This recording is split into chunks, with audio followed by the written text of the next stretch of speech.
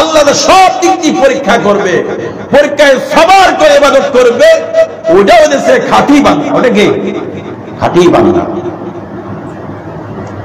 আবুল হাসান সিরাজ রহমতুল্লাহ বাইতুল্লাহ শরীফ তওয়াফ করতে আছে। তওয়াফ করতে করতে একটা সুন্দরী নারী তার চোখে পড়ে গেছে। সুন্দরী নারী চোখে পড়ে গেছে, এমন সুন্দরী নারী তার জীবনে আর কোনদিন দেখে নাই। তার চোখগুলি টকবক করে, তার চেহারা চাহনি এমন মতন হয়েছে। আবুল হাসান সিরাজ বলেন, এমন নারী, এত সুন্দর নারী আমার জীবনে আর কোনদিন দেখি নাই। আমি দেখে দেখে এক পর্যায়ে বলে ফেললাম, আল্লাহ তাআলা এই বান্দিকে কত সুখে রাখছে, কত আনন্দে রাখছে। আল্লাহ তাআলা তারে এত সুন্দর একটা বডি দিয়েছে, সুন্দর চেহারা দিয়েছে। আল্লাহ তাআলা তাকে অনেক সুখে রাখছে।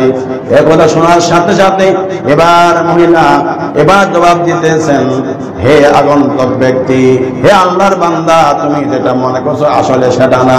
আমার মতন দুঃখী মনে হয় বিশ্বের আর একজন পাওয়া যাবে না। ঘটনাটা কি? ঘটনাটা হচ্ছে আছে, হে কুরবানি ঈদের দিন ছিল। কুরবানি ঈদের দিন সকাল বেলায় আমার স্বামী ঈদের নামাজ পড়ে এসে একটা ছাগল কুরবানি দিয়েছে। ছাগল কুরবানি দেওয়ার পরে ওই ছাগল কুরবানির সামনে আমার দুই শিশু বাচ্চা ছিল। এই বাচ্চা দুইটা তার বাবাকে ফলো করেছে। বাবা টের পায় নাই। বাবা কুরবানি করে গোশত যখন ঘরে নিয়ে আসছে, আমি রান্না করতে আসি, আর এদিকে দুই ভাই, বড় ভাই ছোট ভাইকে বলতে আছেন, শোনো রে, চলো আমরা বাবার মতন জবাই আমরা খেলি। দুই ভাই কি করছে? জবাই খেলতে গেছে। বড় ভাই ছোট ভাইকে জবাই করে ফেলছে।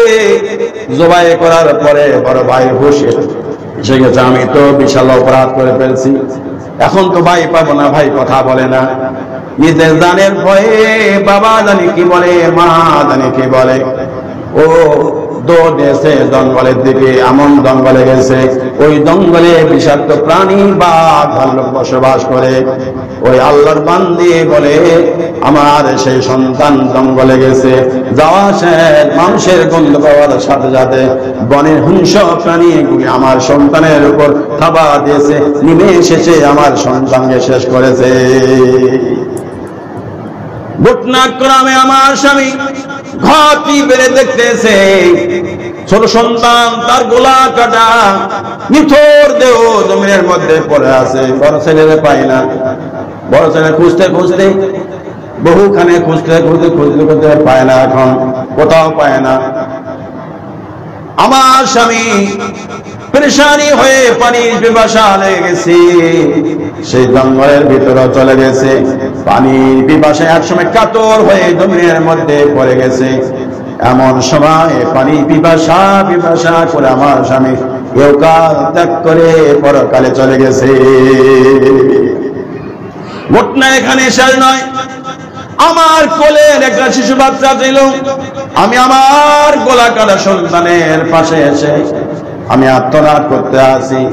এদিকে যে গোস্তর ডাক যে সোনার মধ্যে ছিল, এই সোনার মধ্যে ছিল আমার সেই শিশু বাচ্চাটা। নাচতে নাচতে খেলতে খেলতে ব্যাগের মধ্যে পড়ে গেছে। নিমিষে চামড়া খুলে সাথে সাথে আমার সেই দুধের বাচ্চাটাও ইন্তেকাল করেছে। আরো ঘটনাটা হতে আছে। এইগুলি শোনার পরে আমার বড় মেয়েকে বিয়া দিছিলাম। শ্বশুর বাড়িতে খবর পাঠাইছি এই কারবার। আমার বড় মেয়ে এই ঘটনা শোনার পরে আমার বড় মেয়ে বেহুশ হয়ে সাথে সাথে দুনিয়ার থেকে পরকালে চলে গেছে। ও আগন্তুক ব্যক্তি, এখন দেখো আমার মতন কে দুঃখী আছে। এবার আবুল হাসান সিরাজ বলতে আছেন, তাহলে বান্দি তুমি কি একবার দুঃখী তুই হও না? পায় না। এই দুঃখিত যদি মানুষের কাছে প্রকাশ করে মানুষ হাসে, দুনিয়ার নীলা খেলা হইতে আছে। যদি কোনো ব্যক্তি নিজের যদি ছোট জিনিসটা প্রকাশ করেন, মানুষ হাসে, এবার আল্লাহ তাআলা তারে ধরছে, বিপদ দিয়েছে, মানুষ হাসাহাসি করে না।